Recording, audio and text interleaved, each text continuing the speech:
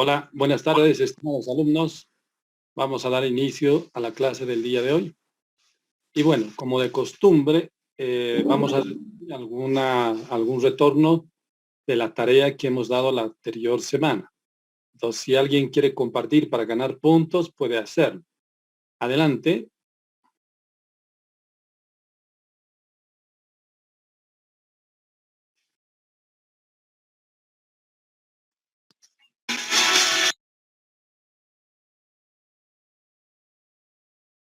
Adelante, adelante. Si alguien tiene la tarea, puede compartir pantalla.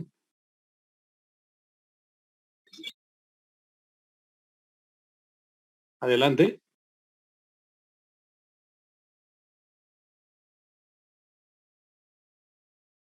Bueno, si no hay el avance, vamos a continuar con la tarea y hoy día tienen 0 en la evaluación diaria. ¿Ya? Bueno, empezamos entonces con el avance de la materia. Nadie, ¿no? Último último llamado. Si alguien quiere compartir la tarea de la anterior semana, puede hacerlo compartiendo pantalla, si quiere ganar puntos. Y si no, tienen 0. ¿Ya? Ok. Bueno, hoy día tenemos planificado el análisis vibracional en bombas. Entonces vamos a ver cómo podemos encontrar algunas fallas mediante el análisis vibracional para bombas. ¿Ya? Bueno, entonces para ello vamos a ver un informe de análisis vibracional. No sé si están compartiendo en pantalla. Ahí lo vamos a habilitar. Este vendría a ser un informe final de análisis vibracional, un ejemplo de informe para el tema de las vibraciones en bombas. Bueno, aquí estamos viendo el presente informe tiene como fin realizar un diagnóstico de falla de un sistema motor bomba centrífuga mediante el análisis de espectros. El contenido de ese informe contiene un marco teórico, un diagnóstico de fallas, técnica de diagnóstico de fallas, un análisis espectral, rodamientos, defectos, motores eléctricos, bomba centrífuga y la medición por los diversos puntos, tanto en el lado del motor como en el lado de la bomba. Luego la síntesis, las conclusiones y la bibliografía. Prácticamente es un informe final de análisis vibracional. Entonces estamos viendo que el presente informe tiene como fin realizar un diagnóstico de falla de un sistema motor bomba centrífuga mediante un análisis vibracional. Para esto se trabajó, ¿no es cierto?, con un software especializado, el OmniTrem, lo pueden buscar en internet.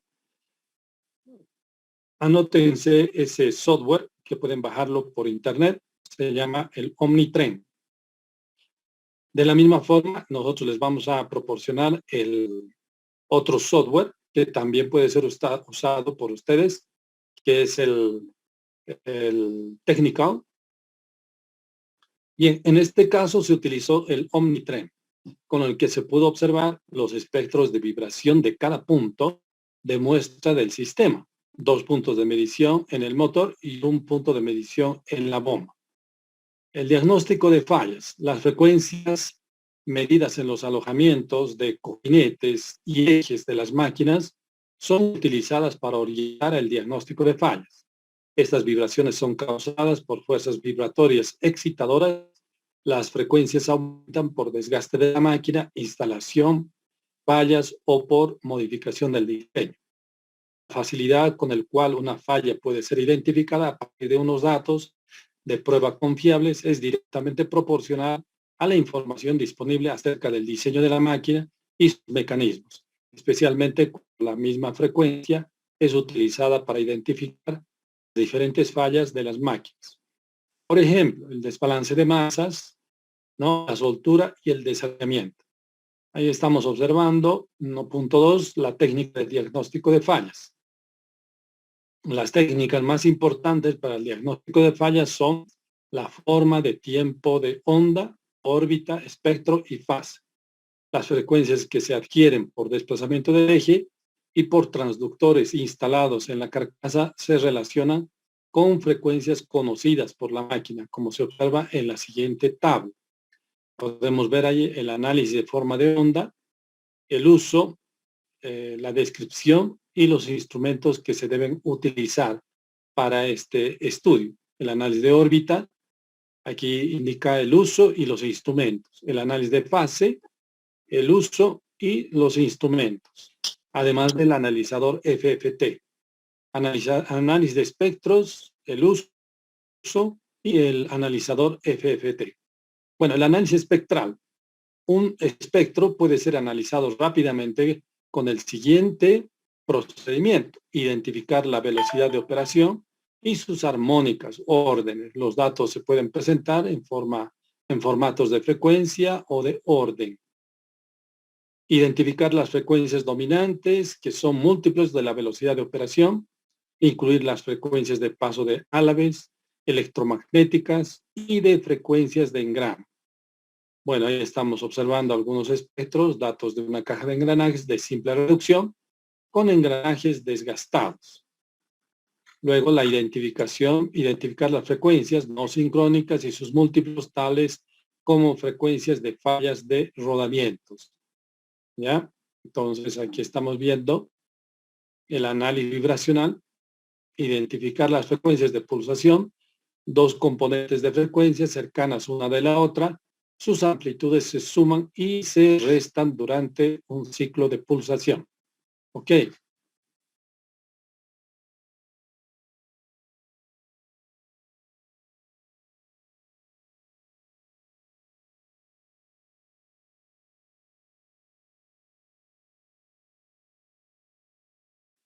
Bueno, ahí estamos observando el espectro de frecuencias, donde se va identificando las frecuencias que no dependen directamente de la velocidad de operación, tales como las frecuencias naturales o frecuencias de vibración de máquinas vecinas. Entonces, va armando un marco teórico, ¿no? Los rodamientos. Bueno, en cuanto a los rodamientos, habíamos hablado ya sobre la frecuencia de rodamientos y cómo se calcula, ¿no es cierto? Los motores eléctricos también, los motores eléctricos pueden ser sus fallas identificadas mediante el análisis vibracional. Vamos a dedicarle una clase a los motores eléctricos, ¿ya? Por el momento estamos viendo las bombas. Las bombas centrífugas. Una bomba centrífuga consiste de elementos rotativos, eje e impulsor, y los elementos estacionarios como son la carcasa, rodamientos y prensa-estopas. Los anillos de desgaste son utilizados en bombas de varias etapas para aumentar la eficiencia. El líquido para ser bombeado es forzado dentro de las paletas rotativas por la presión atmosférica u otra. Las fallas comunes en bombas son la resonancia estructural, ¿ya? Principalmente en bombas verticales. La resonancia acústica en el tema de tuberías. Luego la excentricidad del impulsor, mecanizado excéntrico, la deflexión del impulsor debido al eje. El balanceo del impulsor también puede generar vibración.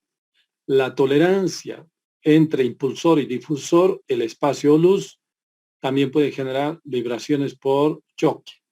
La recirculación del flujo, ¿no? Del fluido puede también generar vibración. Otra falla común sería la cavitación. Se debe a la baja succión, ¿no es cierto? Se puede generar también vibración. El giro del aceite en cojinetes con excesiva tolerancia puede también generar vibración. Bien, entramos al desarrollo del diagnóstico. El prediagnóstico, ¿no? Primero observamos los datos necesarios para poder realizar el diagnóstico de nuestro equipo, siguiendo los pasos nombrados en el análisis espectral. Por ejemplo, los datos del motor, de la placa del motor, podemos encontrar aquí en esta parte este valor de RPM que gira a 1500 RPM. El número de álabes podemos encontrar aquí en la placa de la bomba y tiene 5 álabes. Los puntos de medición, como verán aquí, esta es una motobomba, motor y bomba, están indicados como 1, 2 y 3. Esos son los puntos de medición. Habíamos indicado que los puntos de medición son aquellos lugares donde existe rodamientos, ¿no es cierto? Bueno, una vez de que ya tenemos identificado los puntos de medición, empezamos a hacer la medición. Ya hacemos la medición de la vibración y sacamos el espectro vertical en el punto 1. Espectro vertical en el punto 1, ¿ya? Y abajo vamos a encontrar algunas observaciones. Luego, estas observaciones, estimados, ustedes la tendrán que llenar. ¿Ya? Lo van a tener que llenar en base a la interpretación del espectro. ¿Ya? Bueno, en el punto 2, en el punto 1, estamos tomando una medición vertical, pero también una medición horizontal a 90 grados. La misma que nos da este espectro. Y vamos a colocar aquí algunas observaciones producto del análisis. Luego tenemos un punto 1, también vamos a hacer una medición axial. Y a partir del espectro, vamos a hacer aquí algunas observaciones, ¿ya? Bien, pasamos al punto 2. En el punto 2 todavía seguimos en el motor eléctrico. En el punto 2 observamos, sacamos el espectro y observamos este espectro, ¿no? El mismo que será interpretado y sacado aquí algunas observaciones, algunas observaciones producto del análisis. El punto 2, horizontal, de la misma forma, tenemos aquí y vamos a escribir las observaciones. En el punto 2, axial, también vamos a escribir aquí. Bueno, entonces tenemos ahí el punto 2. Ahora vamos a entrar al diagnóstico de la bomba. En la bomba, punto 3, vamos a hacer la medición vertical, pero también la medición horizontal. En este caso, en el punto 3, observen lo que dice. Se observa que hay un ligero desalineamiento paralelo. 2x es mayor que 1x. Este 2x es mayor que 1x. Entonces, eso habíamos avanzado en las anteriores clases, ¿no? Si tenemos en el espectro, por ejemplo, si tenemos el espectro, este 1x y el 2x más grande y el 3x, entonces se trata de un desalineamiento paralelo. Entonces ustedes tienen que marcar en el espectro qué es lo que están observando. Hay que definir primeramente si es armónico o no. Armónico es cuando es equidistante. Luego dice, se observa una soltura mecánica tipo B por el comportamiento 1X, 2X y 3X. Entonces, no se observa roces del eje, no hay subarmónicos, no se observa cavitación. No se observa cavitación. Bueno, estas son las observaciones. De igual forma, ustedes tendrán que colocar en la parte del motor. Bien, este debería ser la medición horizontal del punto 3. Dice, no se observa roces del eje, no hay armónicos, armónicos, no se observa cavitación. ¿Ya? Y aquí vemos la medición axial del punto 3 de la bomba. Dice, no se observa desalineamiento angular, no hay una frecuencia dominante dentro de 1X, 2X y 3X. Además, 1X tiene un valor muy bajo. El eje no aparece, no parece estar doblado. No hay una vibración dominante en 1X ni 2X. Bien, la síntesis de todo este análisis que se está haciendo como ejemplo de cómo se debe presentar un informe de análisis vibracional. Vemos la síntesis donde dice motor, el estado, la observación ninguna, la recomendación ninguna y el estado es bueno. La bomba, ligero desalineamiento paralelo, pequeña soltura mecánica tipo B, y las recomendaciones que nos dan, nos dice revisar ajuste de pernos de apoyo, o sea, de la fundación, y estado de la acople. Revisar la fisura en la carcasa, si hubiera alguna fisura en la carcasa. Y de todas formas se dice que la bomba también está en buen estado. El uso de un software ayuda de gran manera al diagnóstico de problemas en equipos. Luego, las tablas de Charlotte, esto es muy importante, ¿no es cierto? Ustedes ya conocen la tabla de Charlotte. Las tablas de Charlotte sirven de guía para un análisis de espectros, pero como se mencionó en la teoría, también es necesario conocer la máquina, sus parámetros de diseño, historial, para poder realizar el diagnóstico adecuado. Bien, bueno, entonces ese vendría a ser un informe. Vamos ahora a estudiar un poco algunos cálculos que podríamos hacer para poder interpretar adecuadamente el, el espectro vibracional, ¿no es cierto? Entonces vamos a ir analizando poco a poco. Aquí vamos a ir viendo análisis vibracional de equipo rotativo, como son las bombas centrífugas. Y lo que encontramos aquí es lo siguiente. Esta vendría a ser para aquellos que no conocen. Bueno, para aquellos que no conocen, este vendría a ser una bomba centrífuga, ¿no? Para aquellos que no conocen, es una bomba centrífuga, donde vemos ahí en la parte anaranjada el impulsor o rodete, y en la parte azul o celeste es la carcasa. Se ve por dónde ingresa el caudal de agua y por dónde sale. La descarga es por aquí arriba. Tenemos la boca de entrada y arriba la descarga. la succión y descarga. Tenemos los rodamientos. Observen ustedes dónde están los rodamientos. Están ahí, ¿no? Los rodamientos de bolas de contacto angular. Ok. Bueno, entonces, en forma general tendríamos ahí las bombas. En una bomba podemos tener bombas que van a generar fuerzas hidráulicas, ¿no? Fuerzas hidráulicas. Y esas fuerzas hidráulicas podrían generar vibraciones, ¿ya? Podrían generar vibraciones, ¿bien? Entonces aquí, por ejemplo, nos está diciendo son vibraciones que se presentan a la frecuencia de los vanos o álabes del impulsor. Y es igual al número de álabes por el número de revoluciones. Esto es muy importante. Entonces hay que calcular la frecuencia del paso de los álabes, que va a ser igual al número de álabes multiplicado por las RPMs, a la que está girando el motor de la bomba. Esta vibración es simplemente el resultado de pulsaciones de presión dentro de la bomba, causados cuando los álabes del impulsor pasan por el difusor estacionario. Están acompañados por ruido, que también se puede presentar a las armónicas de 1 veces X, 2 veces X, 3 veces X, y que pueden llegar a tener mayor amplitud de vibración que la frecuencia principal. Vamos a ver fuerzas axiales hidráulicas dentro de la bomba. Aquí podemos ver cómo una bomba de doble succión dispone de un cojinete de empuje si hay algún desequilibrio. Luego podemos ver bombas de varias etapas, ¿no? Aquí vemos una bomba de varias etapas de fuerzas axiales balanceadas con flujo en la mitad de los impulsores. Las fuerzas hidráulicas de los impulsores balanceados por el tambor de balanceo también, ¿no?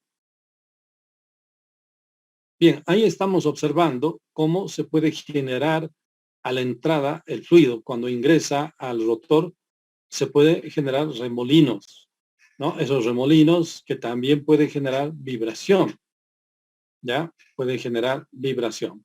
Ahora, para aquellos que no conocen qué es la cavitación, las implosiones de burbujas y ondas de choque por la cavitación gastarán y picarán la parte trasera del álabe hasta que se forme agujeros y el impulsor deje de funcionar.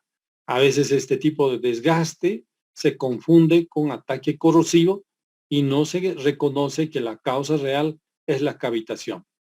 Por lo tanto, la cavitación se produce por una carencia de la altura neta positiva de aspiración. También puede inducirse las condiciones de flujo turbulento provocadas por codos agudos de tuberías justo antes de la succión de la bomba. Para prevenir la cavitación causada por turbulencia, se recomienda instalar un mínimo de 6 a 10 diámetros de tubería recta justo antes de la succión de la bomba. Luego, podemos ver aquí en esta parte, estamos mostrando cómo se presenta el espectro típico de vibración por cavitación, ¿no? El espectro típico por cavitación-vibración. Entonces, en este caso, generalmente no hay picos principales, sino un rango aleatorio de picos no sincrónicos entre 12.000 y 120.000 CPM. La cavitación produce frecuencias muy erráticas y variadas. Las amplitudes más altas se encuentran a menudo en el área de succión de la bomba y muchas veces, ¿no es cierto?, son, podemos decir, son más altas en la dirección axial. Ahí tenemos la cavitación de forma errática, ¿no es cierto? Bien, la recirculación, que es otro problema que genera vibración. Cuando se reduce la salida de la bomba centrífuga al estrangular la válvula de descarga u otras restricciones de descarga, se altera el flujo del fluido a través de la bomba. La velocidad del fluido que sale por las puntas de los álabes del impulsor se reduce y por consiguiente el fluido ya no pasa constantemente a la voluta y la tubería de descarga, induciendo vibraciones a la frecuencia del número de álabes. Su amplitud a menudo excede los valores de alerta, especialmente si existe resonancia. Sin embargo, es importante observar que se produce recirculación en el lado de descarga de la bomba y se produce la cavitación en el lado de succión. Aquí podemos ver un espectro típico de vibración por recirculación. Recirculación, ¿ya? Eso es muy importante. La solución para la recirculación es operar la bomba dentro del rango recomendado de su capacidad, o lo más cerca posible según las condiciones de funcionamiento para evitar el estrangulamiento excesivo, ¿ya? Otro aspecto importante, la turbulencia, es causada por el diseño deficiente de la tubería y cuando la bomba trabaja con muy bajos caudales, inferiores al 25% del caudal de diseño, o sea, con bombas sobredimensionadas. Hay turbulencia cuando se fuerza al fluido a efectuar cambios bruscos de su dirección, los codos de 90 grados, las tuberías de descarga, el paso a través de las válvulas, el paso por el impulsor, el paso por la voluta, etcétera. En general, vibración. Comúnmente no provoca un exceso de vibración a menos que se excite con frecuencia resonante. Bien, los espectros de vibración parecen similares a los de cavitación, pero en un rango de frecuencias pequeño, de 10 a 50 CPM, con amplitudes variables y ubicadas cerca de la frecuencia fundamental. Aquí podemos ver, muy parecido, pero no está como la cavitación en alta frecuencia, sino la turbulencia está en baja frecuencia. Esa es la diferencia. ¿Ok? Bueno, aquí hay algunas preguntas que sería bueno que lo hagan. A ver, sería bueno que se capturen esta pantalla. Y dice, si una bomba de 2 etapas está hidráulicamente balanceada en el sentido axial o longitudinal al eje, entonces, ¿qué función tiene el cojinete de empuje? Es una pregunta. ¿Por qué la eficiencia disminuye hacia la izquierda o hacia la derecha del punto de mejor eficiencia? ¿Qué rango de frecuencias vibracionales tiene la cavitación? ¿Qué rango de frecuencias vibracionales tiene la recirculación? ¿Y qué rango de frecuencias vibracionales tiene la turbulencia? Estos tres últimos es muy importante que lo puedan responder. Bien, ok. A ver, vamos, sigue analizando un poco más. Aquí tenemos un ejemplo. Un ejemplo. Sin embargo, les vamos a ir mostrando ahora algunos cálculos que podríamos hacer. A ver, espérenme un minutito, vamos a buscar algunos cálculos que podrían ser realizados en el diagnóstico de bombas centrífugas. Ya, a ver, un minutito, por favor.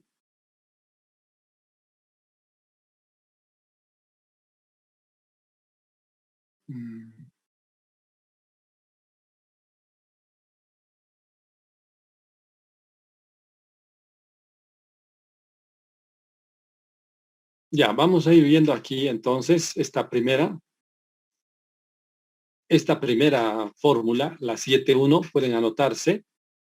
La frecuencia de pulsación hidráulica. La frecuencia de pulsación hidráulica es igual al N por Z, ¿no? Donde N es la velocidad en RPM y Z viene a ser el número de álabes.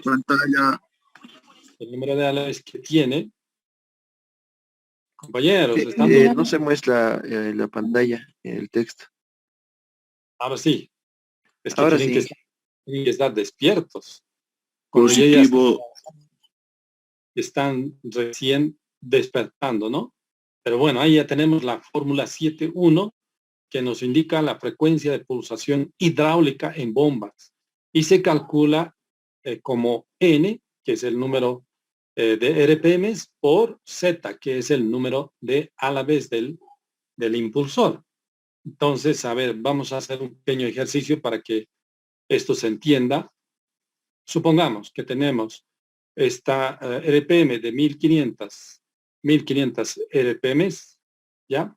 RPM y el número de álabes del impulsor sea 5, como es el ejemplo que hemos visto. Nos piden calcular la frecuencia de pulsación hidráulica. La frecuencia de pulsación hidráulica de la bomba va a ser igual a 1500 por 5. ¿Cuánto me daría esto, compañeros? A ver. 7500. 7500, ya. 7500, ¿qué? Recuerden que este estaba en RPM, o sea, revoluciones por minuto. Revoluciones por minuto por el número de álabes. ¿Ya? Entonces, esto prácticamente se estaría expresando en RPM, pero también se puede decir que esto es como 7500 CPM, ¿no es cierto?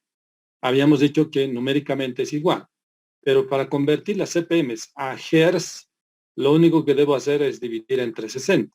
¿Cuánto sería en Hertz? 7500 entre 60, más o menos a 90. 125 Hz. 125 Hz. Este vendría a ser la frecuencia de pulsación hidráulica. La frecuencia de pulsación hidráulica en la bomba. ¿Ya? No sé si se ha entendido. Bueno, esto, al saber esta frecuencia de pulsación hidráulica en la bomba, lo que puedes hacer es buscar a 125 Hz en el espectro y ver si realmente encuentras ese pico que va a representar a la frecuencia de pulsación hidráulica. Muy bien, borramos esto. Borramos el ejemplo y vamos a entrar a algunos otros cálculos más. Vamos a ingresar a analizar otros cálculos propios del análisis espectral. Bueno, asimismo podemos ver de que la rotación del impulsor tiene mucho que ver con esta frecuencia de pulsación hidráulica. ¿Ya? Bien, vamos a ver aquí otra observación. Aquí, por ejemplo, tenemos un setup experimental con LabVIEW. LabVIEW, que es un software también, que pueden buscarlo en internet. LabVIEW, que sirve para el análisis espectral. Veamos aquí este segundo ejemplo, ¿no? La velocidad del motor, por ejemplo, puede ser 2880 RPM y el número de álabes puede ser 7. En este caso sería 2880 por 7 nos va a dar los 20.160 RPM. Pero para convertir a frecuencia dividimos entre 60 y eso nos da la frecuencia de excitación de la bomba, ¿no? A unos 336 Hz. Bien. Ok. Entonces ahí estamos viendo una forma de poder calcular esta frecuencia hidráulica, ¿ya? Muy bien. Entonces pasamos a lo siguiente. Vamos a pasar al punto siguiente. En este estudio vamos a desarrollar a la frecuencia, digamos, de 336 Hz, ¿no es cierto?, que es la frecuencia de excitación o frecuencia hidráulica. Podemos ver la variación de la frecuencia de excitación debido a la rotación del impulsor, ¿no? Esto es más o menos de forma aproximada. Se podría calcular si hay un cambio de velocidad de 180 RPM o lo que es lo mismo 3 Hz. Es cuantificada para reducir la vibración y la amplitud. Aquí vamos a ver la velocidad angular. La velocidad angular, todos ustedes saben que es 2 veces pi por la frecuencia. La velocidad angular está expresada como 2 veces pi por la frecuencia. Donde la frecuencia, miren ustedes, es de 336 Hz. Entonces, nosotros podríamos reemplazar esta frecuencia en la anterior ecuación para poder encontrar la velocidad angular. Eso nos saldría 336 por 2, 336 por 2 y por pi, que es 3.14. Eso nos va a dar un valor de 2110.08 radianes sobre segundo. O sea, podemos llegar rápidamente a determinar la frecuencia hidráulica de excitación, pero también podemos determinar la velocidad angular en radianes sobre segundo. Si conocemos el módulo de elasticidad de 2.1 por 10 a la quinta newton sobre milímetro cuadrado, ¿no? Que es el módulo de elasticidad del acero, podemos ver que en este caso sería el radio de Poisson, y luego el diámetro medio, el número de turnos, podemos calcular, ¿no es cierto?, la rigidez de un resorte convencional de la siguiente manera, ¿ya? También es posible, ¿ok? Muy bien. Ahí estamos observando el resorte convencional, ¿no? Donde se va mostrando la rigidez del resorte convencional. ¿Ya? En el caso, por ejemplo, de dos resortes, se tendrá que sumar y así sucesivamente. Bueno, estimados, yo les voy a dar ahora una otra tareita.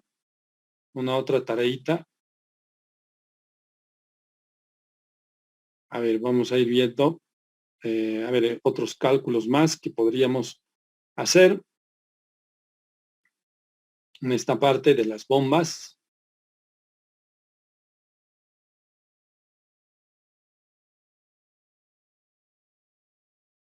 Bien, a ver, vamos a ir analizando.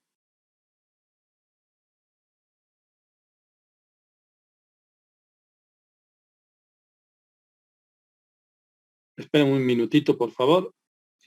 Está cargando.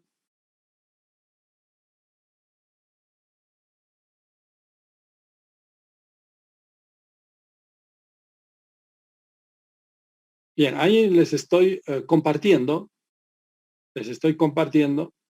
¿No es cierto? A ver, les estoy compartiendo un documento sobre el análisis de vibraciones en bombas centrífugas. Ya ahí podemos ver. Dije, no se ve nada. Dije, solamente se ve el PDF que estaba mostrando. Ahora sí, ¿lo vemos o no? Ahora sí. Ahora sí. Ahí estamos viendo el análisis de vibraciones en bombas centrífugas. A ver, las partes que componen una bomba centrífuga hemos indicado cada una de ellas, ¿no es cierto? Esa es una bomba centrífuga en corte transversal. Y aquí estamos viendo la localización del sensor. Ese vendría a ser el sensor. Estimados, un minutito, por favor, me esperan.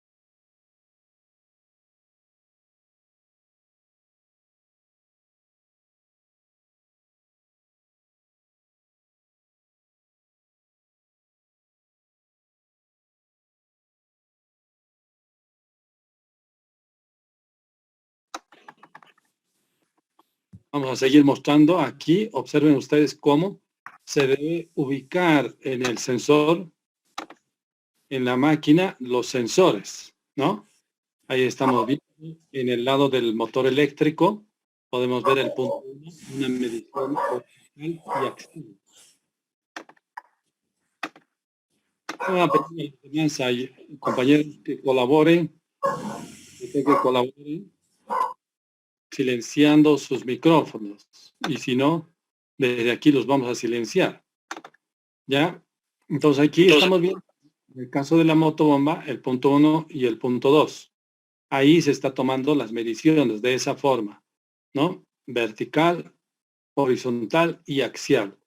En el lado del motor, el lado acople, sería el punto 2, el punto 3 en la bomba. Miren ustedes, en la bomba tenemos el punto 3 y el punto 4. En esos puntos existe rodamientos, entonces hay que colocar ahí, ese es el lugar adecuado para poder ubicar el sensor y de esta forma darnos la medición. Algunas fallas que pueden existir, en bombas, vendría a ser el desbalanceo.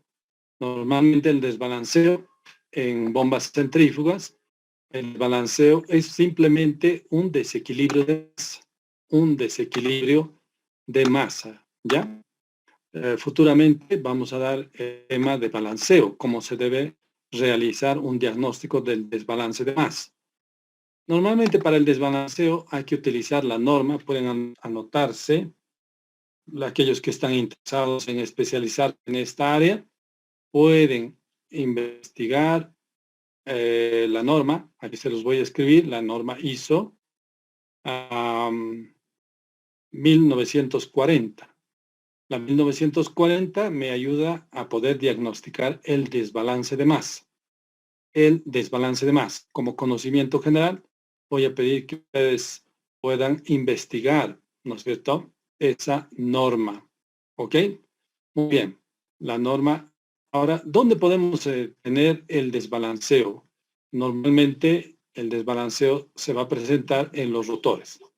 ¿Ya? Aquí, por ejemplo, dice que en bombas centrífugas el desbalance se suele originar por alguna de las siguientes causas. ¿Ya? Una de ellas, el desgaste no uniforme del impulsor o rodete. También por cavitación, por ejemplo, rotura del álabe. Todo eso puede generar desbalance de masa.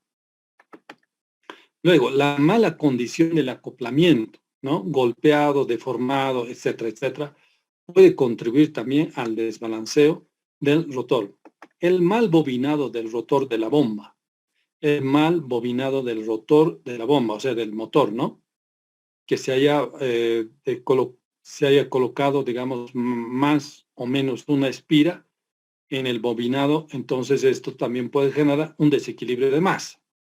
Lo que puede también generar a partir de ahí una vibración.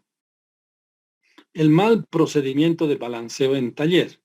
¿Qué quiere decir eso? Quiere decir que hay dos cosas interesantes aquí que precisan ser remarcadas. Una de ellas es el desbalance. El desbalance es el desequilibrio de masa y el balanceo es el equilibrio de masa. ¿Se está entendiendo, compañeros? El desbalanceo es el desequilibrio de masa y el balanceo es el equilibrio de masa. Entonces, cuando nosotros diagnosticamos mediante el análisis vibracional el desbalanceo, normalmente hay un pico alto en la frecuencia de rotación del motor, un solo pico alto.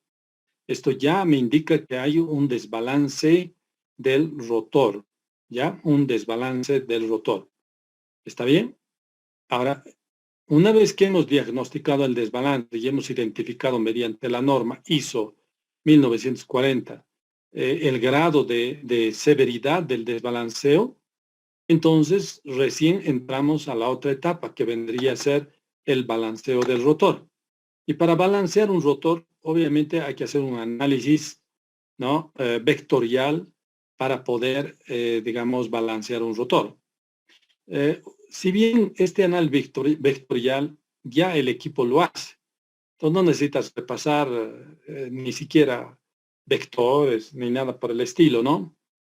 No, ya el propio equipo, el vibrómetro o el balanceador, ya te lo hace todo aquello y simplemente te dice, coloque un tanto de masa en tal ángulo, ¿no es cierto? Para poder equilibrar la masa. Si es que, digamos, le falta masa. Pero también puede haber un exceso de masa, como es el caso, por ejemplo, de los ventiladores. En el rotor del ventilador pueden pegarse, ¿no es cierto?, masa, que puede ser los polvos, etcétera, van a generar como si fuese una masa, y esa masa va a desequilibrar el rotor, pero va a desequilibrar el rotor desde la óptica de exceso de masa. Entonces, en ambos casos, nosotros tenemos que saber balancear, tanto sea con exceso de masa o con falta de masa en el rotor. ¿Bien? Bien, sigamos adelante. El mal procedimiento del balanceo en taller. Esa es otra razón por la que puede estar desbalanceado. No se hizo bien el trabajo. Y obviamente hay que hacerlo. Y ustedes aquí en la materia van a aprender a hacer cómo se balancea un rotor. Puede ser cualquier tipo de rotor. Puede ser de bomba, de compresor, de ventilador, etcétera, etcétera. Ya, vamos a dedicarle una clase al balanceo de rotores. Bien, el estándar o calidad del balanceo inapropiado. Para ver el estándar o calidad de balanceo inapropiado o apropiado, hay que ver la norma ISO 1940-1. Esta norma, quebrado 1, me permite indicar diferentes calidades de balanceo para diferentes tipos de máquinas. Entonces, eso también hay que conocerlo, ¿ya? Entonces, yo les pido buscar esas dos normas, la ISO 1940 y la ISO 1940 quebrado 1. Cuando se detecta un desbalanceo en una bomba centrífuga, se podría recomendar las siguientes acciones. Revisar el desgaste del impulsor o rodete y analizar el origen del desgaste. Revisar el runout del acoplamiento y su condición general. Revisar el procedimiento de balanceo en taller y el grado de calidad aplicado. Veamos aquí una fotografía. Esta es una fotografía, ¿no es cierto?, es un rotor de la bomba, pero totalmente desgastado. Miren ustedes cómo se genera este desgaste, esta erosión del material, ¿no? Esta erosión del material. Ahí podemos ver un rotor totalmente desgastado. Entonces, ¿qué quiere decir? Que le falta masa, ¿no es cierto? Entonces tenemos que adicionarle masa, ¿ya? Para hacer que esta máquina se balancee. Entonces hay que adicionarle masa. ¿Ok? Muy bien. Sigamos adelante. Otra falla que puede existir en bombas y que puede ser diagnosticado mediante el análisis vibracional es la desalineación. En bombas centrífugas, la desalineación se suele originar por alguna de las siguientes causas: mal montaje o procedimiento de alineación inapropiado, tensión de tuberías o pata coja. Esto de la pata coja, estimados, también nosotros tenemos un equipo en laboratorio que se llama el alineador láser, que permite identificar cuál de las patas está coja, ¿no? Es totalmente, digamos, automático, ¿no? Donde nos va un equipo diseñado estrictamente para identificar la pata coja en la máquina, ¿no? A simple vista nosotros no podemos ver, pero con ayuda del láser sí podemos ver cuál es la pata coja. Entonces el equipo está diseñado para podernos hacer notar cuál es la pata coja, porque de nada serviría hacer el alineamiento, ¿no?, de ejes, tanto del eje de la bomba como del eje del motor, si hay una pata coja, igual va a seguir desalineado, ¿no es cierto? Bien.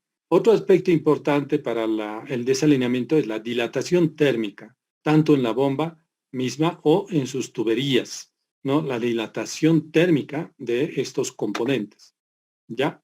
Entonces también afecta de sobremanera al desalineamiento.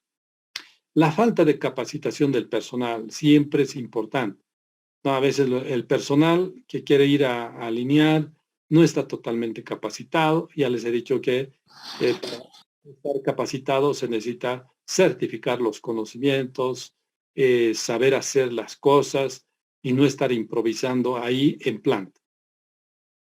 Luego, los instrumentos de medición inapropiados o descalibrados.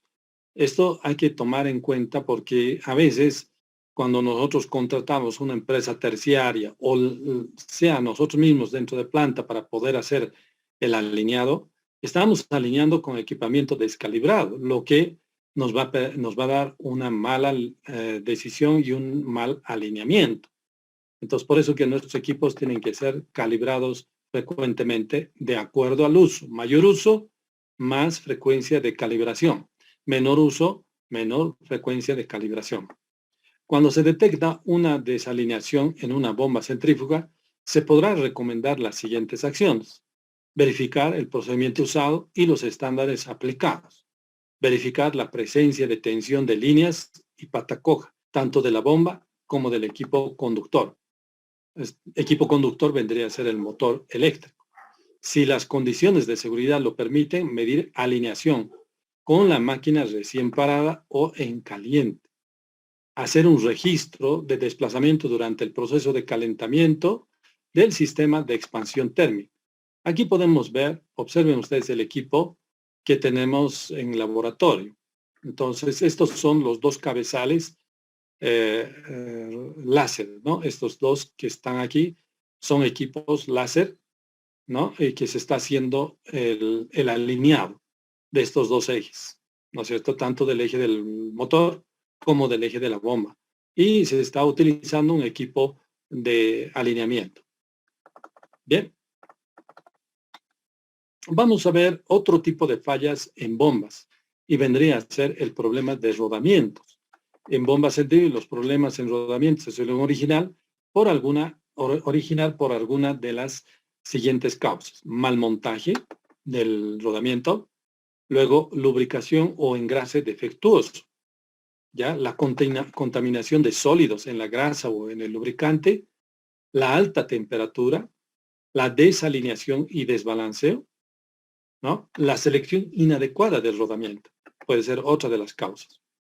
Cuando se detecta problemas en rodamientos en una bomba centrífuga, se podría recomendar las siguientes acciones: sustituir el rodamiento y hacer un análisis de causa raíz. Pero primeramente hay que ver si el rodamiento está dañado. Si está dañado, hay que preguntarse mediante el análisis de causa raíz por qué se dañó, por qué se rompió, por qué se desgastó el rodamiento, ¿no es cierto? Sin embargo, eso es hacer ingeniería. Pero cuando no se hace ingeniería, se sustituye rápidamente el rodamiento y al poco tiempo vuelve a fallar ese mismo rodamiento. Es porque no se eliminó la causa raíz. Hacer un estudio de grasa que tiene el rodamiento. Hacer un estudio de grasa que tiene el rodamiento. Mírense ustedes, hacer un estudio de grasa que tiene el rodamiento. Porque ¿a qué se refiere? Se refiere a poder estudiar la grasa misma mediante el laboratorio y poder identificar las propiedades y los aditivos que tiene esa grasa y ver si realmente es adecuada para ese ambiente de trabajo en la motobomba. Puede ser que, digamos, sea una grasa que no soporta la alta temperatura y entonces hay que cambiar de grasa, ¿no es cierto? Si queremos que el rodamiento pueda seguir durando una mayor vida útil. Luego, revisar las prácticas de montaje de los rodamientos. Muchas veces los rodamientos, quiero decir, el personal operativo hace el montaje de los rodamientos inclusive al revés, por falta de supervisión por parte del ingeniero de mantenimiento. Entonces, esto hay que revisar. Puede ser esa otra causa por la que el rodamiento se daña. Luego, revisar las prácticas de lubricación del rodamiento. Normalmente, hoy en día se tiene, ¿no?, rodamientos sellados, ¿no? Que ya vienen con una determinada cantidad de grasa y ya no se puede lubricar. Entonces, esto hay que revisar, ¿no? Revisar las prácticas de lubricación del rodamiento, la frecuencia de lubricación en el rodamiento, el tipo de lubricante, ¿no? Etc. Verificar la alineación y balanceo de la bomba. La bomba tiene que estar alineada y tiene que estar balanceada. Si está alineada y balanceada, puede cumplir su función al 100%. Revisar si las condiciones de operación son las adecuadas para el rodamiento. Observen ustedes, ahí tenemos un rodamiento que está saliendo del soporte de la motobomba en mal estado, ¿no? Totalmente defectuoso por el mal montaje.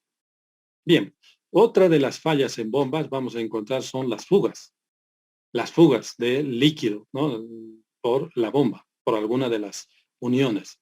En la mayoría de los casos, las fugas en bombas centrífugas se dan en los sellos mecánicos. Las causas de deterioro de los sellos pueden ser la alta vibración por desalineamiento y desbalanceo, mal montaje, sobrecalentamiento de los sellos al operar la bomba sin carga o en seco, mala selección del sello. Cuando se detecta problemas de sellos en una bomba centrífuga, se podría recomendar las siguientes acciones: verificar la condición de alineación y balanceo de la bomba, revisar las prácticas de instalación de los sellos mecánicos, impedir que la bomba funcione en seco. La bomba no deberá funcionar sin fluido, siempre deberá hacerse funcionar con fluido. Revisar si las condiciones de operación son las adecuadas para el sello mecánico.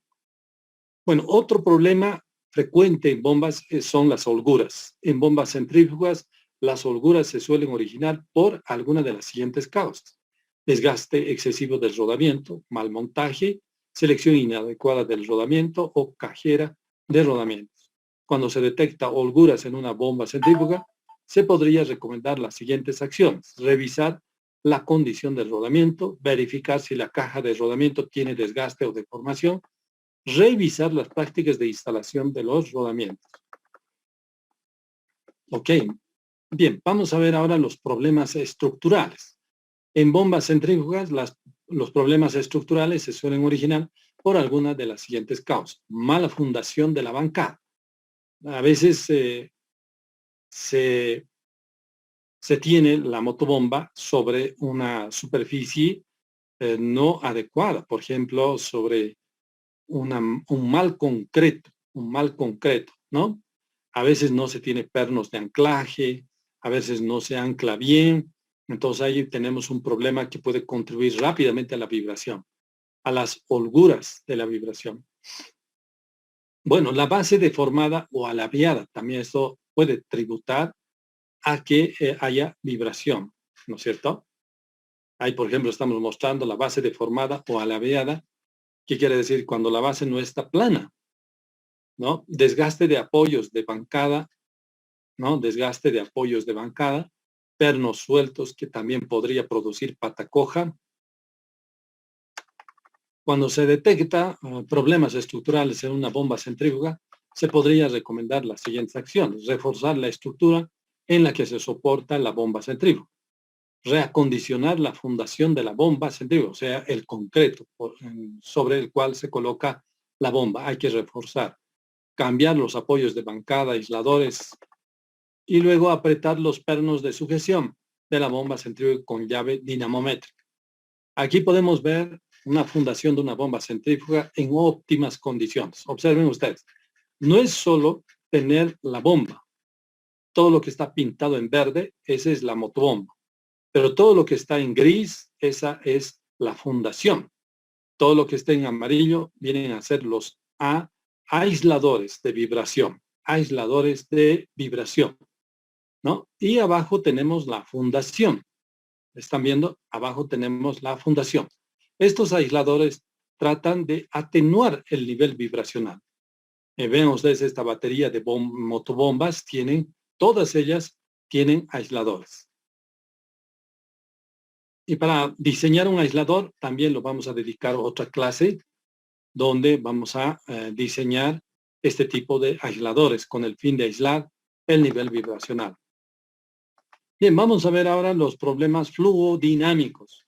En bombas centrífugas, los problemas fluohidráulicos o problemas hidráulicos, o llamado también fluidodinámicos, son variados y se suele originar por alguna de las siguientes causas: la cavitación, la recirculación, la sobrecarga, la turbulencia de flujo, la bomba en operación fuera de diseño.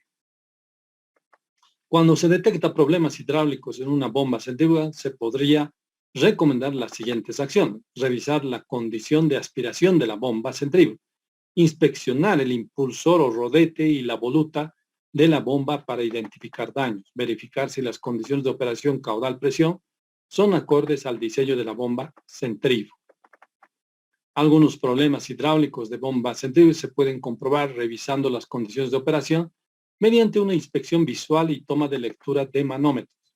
Otras tecnologías predictivas. La inspección de una bomba centrífuga debe ser integral, incluyendo el comportamiento dinámico, térmico y operacional. Las siguientes tecnologías se aplican también en bombas centrífugas. Muy bien. Ok. Vamos a ver algunas normas. Los límites permisibles de vibración para bombas centrífugas pueden encontrarse en la norma API 610. Pueden anotarse. Pueden encontrarse en la norma API 610 o en la norma ISO 10816-7. Pues yo voy a pedir que puedan buscar estas dos normas, ¿no? La API 610 y la ISO 10816-7, que se especifica para bombas. Muy bien. Entonces, aquí estamos viendo esa parte de las bombas. Ok. Si tienen hasta aquí, estimados, alguna pregunta, pueden hacer. Si tienen aquí alguna pregunta, adelante.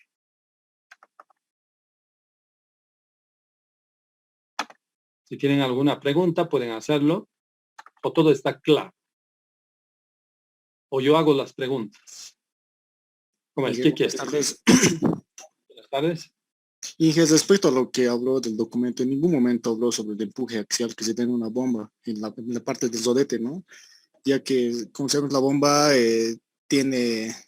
de un lugar de baja presión y sale con alta presión.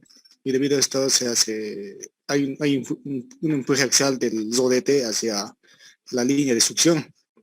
Les dije, ¿cómo podemos solucionar? Bueno, lo primero es que estamos viendo nosotros el tema de análisis vibracional en vibraciones. Ahora, en este caso, cuando tú dices del empuje axial, eso no está generando vibración. Por eso que no hemos hablado aquí, ¿no es cierto? Estamos hablando de todo lo que produce vibración solamente. De todo lo que produce vibración. No estamos hablando de todo lo que produce empuje axial. ¿Ya? ¿Ok? Entonces, si es empuje, no lo tocamos en vibraciones. A no ser que ese empuje genere vibración. Pero no genera, porque es axial, ¿no es cierto? Bien. Sí, entonces, ¿Alguna otra pregunta? ¿Alguna otra pregunta? Ingeniero, Sí, adelante. aparte de los análisis espectrales, ¿hay otras maneras de reconocer la cavitación o la turbulencia?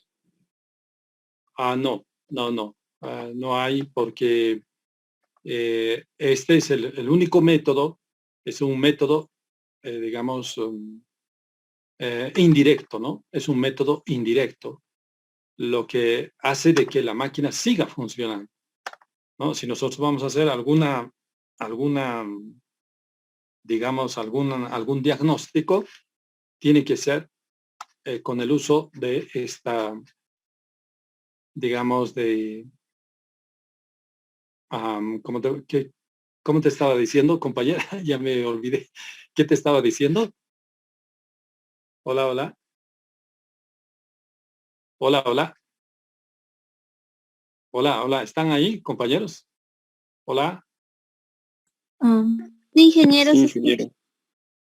Se entrecorta Perfecto. un poco, ingeniero. Sí, está entrecortado, ¿no? Bien.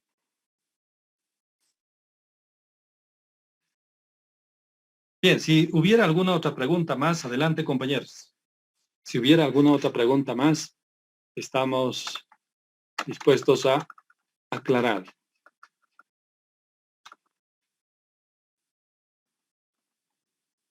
Bueno, entonces parece que no hay preguntas. Ya, vamos a ir entonces mostrando. A ver, algo más. Me gustaría mostrarles algo más. A ver, esto ya hemos hecho. A ver.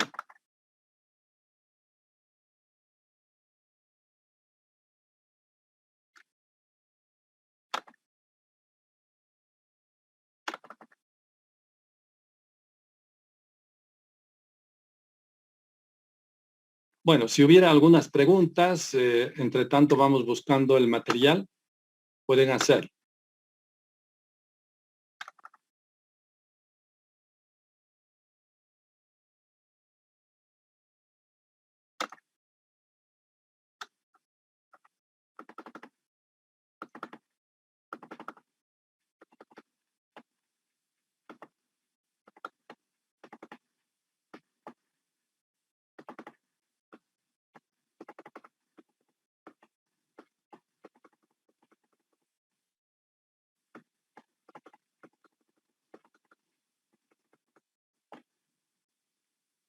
Bueno, si alguien tiene las cartas de Charlotte, ¿alguien tiene las cartas de Charlotte?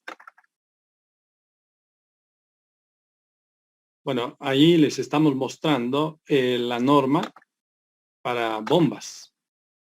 Ya, ahí estamos mostrando, dice la BS ISO 10816 quebrado 7 del 2009, donde dice evaluación de la vibración mecánica, ¿no? De la vibración mecánica en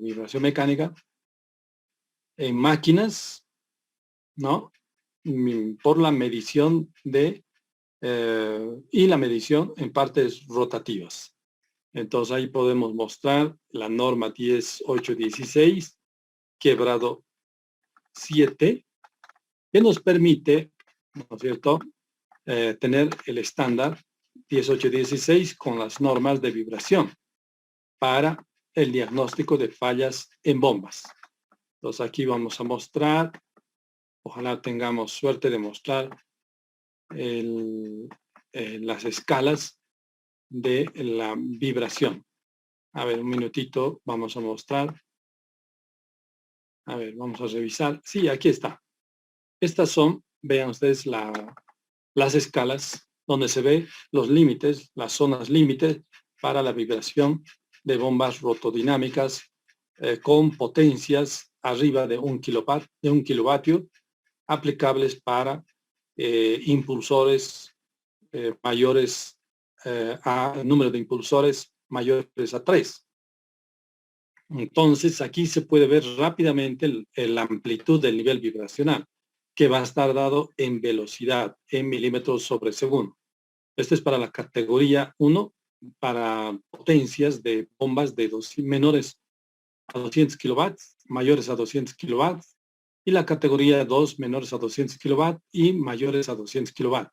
Y estos valores que estamos viendo aquí en milímetros sobre segundo representan los niveles máximos o límites de vibración en cuanto se refiere a la velocidad, a milímetros sobre segundo. Ya, en este caso, por ejemplo,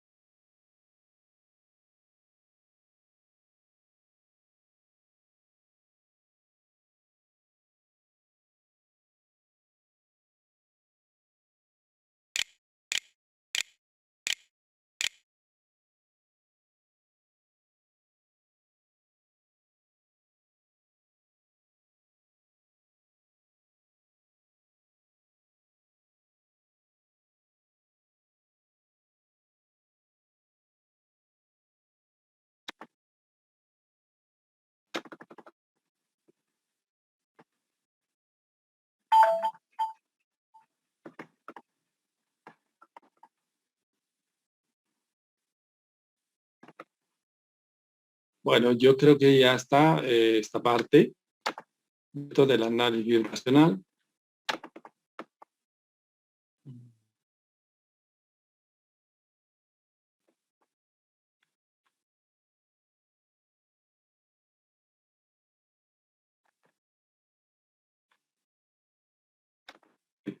Entonces, anótense la tarea, ¿no? Vamos a hacer la tarea para la próxima semana. No olvidarse que tienen que hacer tareas. Y la presentación es en clase, no es por Classroom. Así que no esperen enviar por Classroom. Es en clase. Si no presentan en clase, entonces tienen 0. No han hecho la tarea, han copiado. Además de eso, lo tienen que defender la tarea. Ya lo tienen que defender la tarea. Entonces ganen puntos porque al parecer se están descuidando bastante. Ya, aquí tenemos la norma 1816. Esta es la norma 1816. A ver, al parecer no estamos emitiendo. A ver, vamos a revisar eso. No, ¿dónde? A ver, ahora sí. Ahora sí, ¿estamos o no? ahora sí. Ya. Entonces, esta viene a ser la norma 10816, por si acaso. La ISO 10816, que ya es una norma genérica, ¿no? Y que solo nos está mostrando sus archivos, no está mostrando el PDF. A ver, un minutito, vamos a revisar qué es lo que pasa. A ver. Ahora sí, o nada. Ahora sí.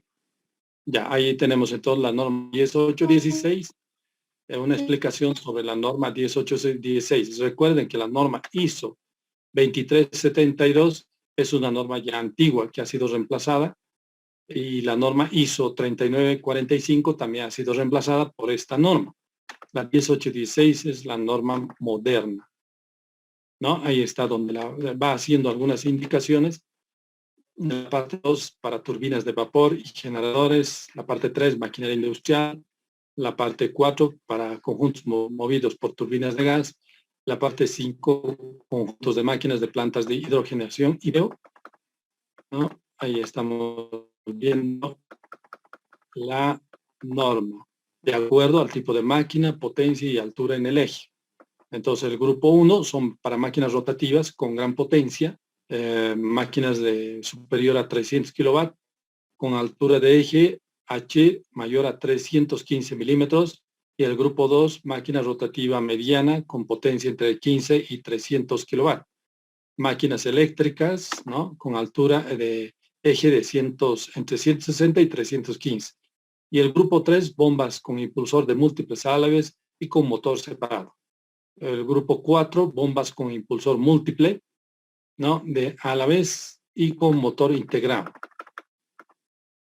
Entonces, aquí estamos viendo, observen ustedes, el grupo 4 es el que nos corresponde a las bombas. Aquí están viendo. El grupo 4 para bombas mayores a 15 kilovatios, de flujo radial, axial o mixto, con motor integrado o motor separado. El motor separado es el que estamos viendo nosotros ahora. Ese corresponde al grupo 3 y el grupo 4 es para motor integrado. Y los rangos están aquí en la norma. La velocidad, ¿no? Si se ha medido en velocidad, está en milímetros sobre segundo la segunda columna y la primera columna está en pulgadas sobre segundo. Entonces, todo lo que está pintado en rojo indica de que estamos dentro de un área de riesgo o de criticidad. La anaranjada es un área de, digamos, de precaución, y la verde es que todo está normal.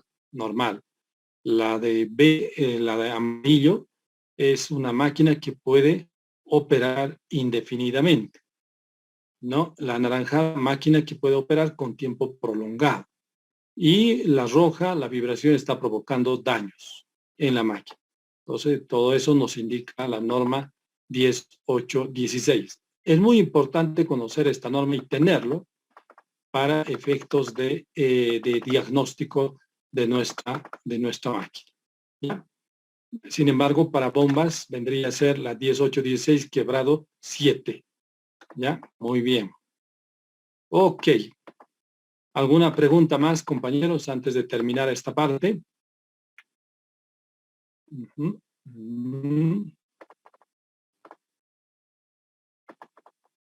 A ver. Vamos viendo.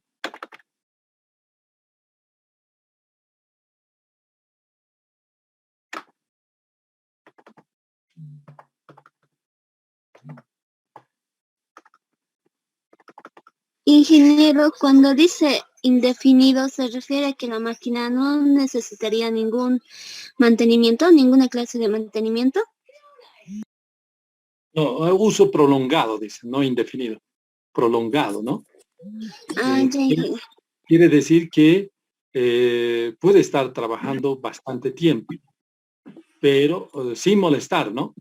O sea, sin molestar puede estar porque su nivel vibracional es muy bajo.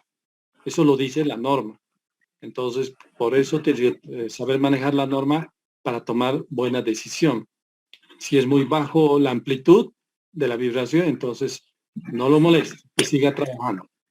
Pero hay que seguir monitoreando de vez en cuando, ¿no? O si acaso los niveles vibracionales pueden cambiar. Está bien, ingeniero, muchas gracias. De nada. Bien, sigamos adelante. A ver. A ver.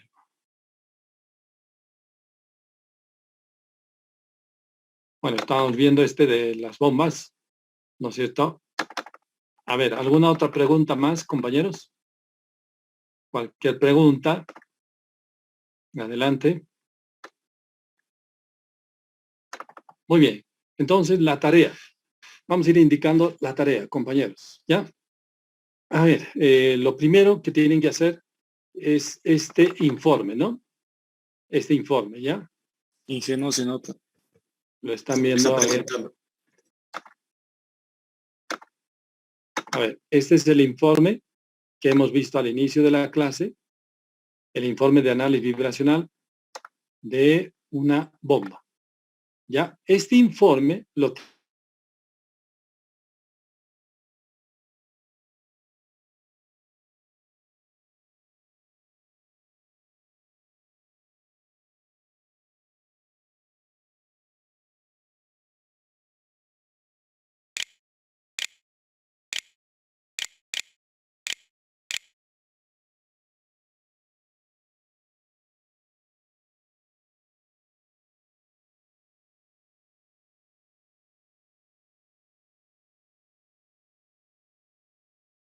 observaciones, ya sea del motor o de la bomba, de este informe. Y tratar de corroborar el diagnóstico que está haciendo el autor de este informe. Entonces, corroborar mediante, con la ayuda de las normas, con ayuda de las cartas de Charlotte, con ayuda de algunos cálculos que hasta el momento ya conoces, ¿no es cierto? Entonces, tendrás que hacer todo ese informe. Este informe deberás, digamos, justificarlo mucho más, completarlo y verificarlo, ¿ya? Entonces, queda claro, ¿no? La tarea. Entonces, a ver, vamos a explicar aquí mediante vamos a hacer la pizarra, donde vamos a decir la tarea. ¿En qué consiste la tarea? Primero, el informe, ¿no? Deberán, ¿no? Digamos, el informe deberán ser completar el informe, ¿ya? El informe con análisis, ¿no? Análisis de los espectros vibracionales. Para ello, deberás hacer uso de algunos cálculos, de las normas. Deberás hacer uso de las normas ISO 10816 y la norma ISO 10816 quebrado 7. además de la norma ISO 1940 y la norma ISO 1940 quebrado 1. ¿Ya? Ok. Entonces, tratar de completar todo este informe, ¿ya? Para el próximo viernes, ¿ya? Bueno, para ello también deberán basarse en cálculos, normas y algún software, el uso del software. El 2, vamos a ver el uso del software que hemos dicho que es el Omnitrend. Omnitrend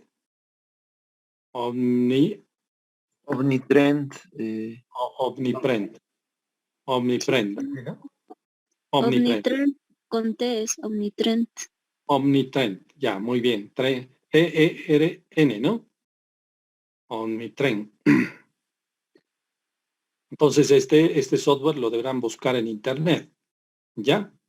Entonces, esa es la tarea para la próxima semana, completar el informe con análisis de los espectros. Y luego deberán verificar el diagnóstico. El diagnóstico que realiza el autor. El diagnóstico que realiza el autor usando las cartas de Charlotte. Usando las cartas de Charlotte y normas. ¿Ya? Ok.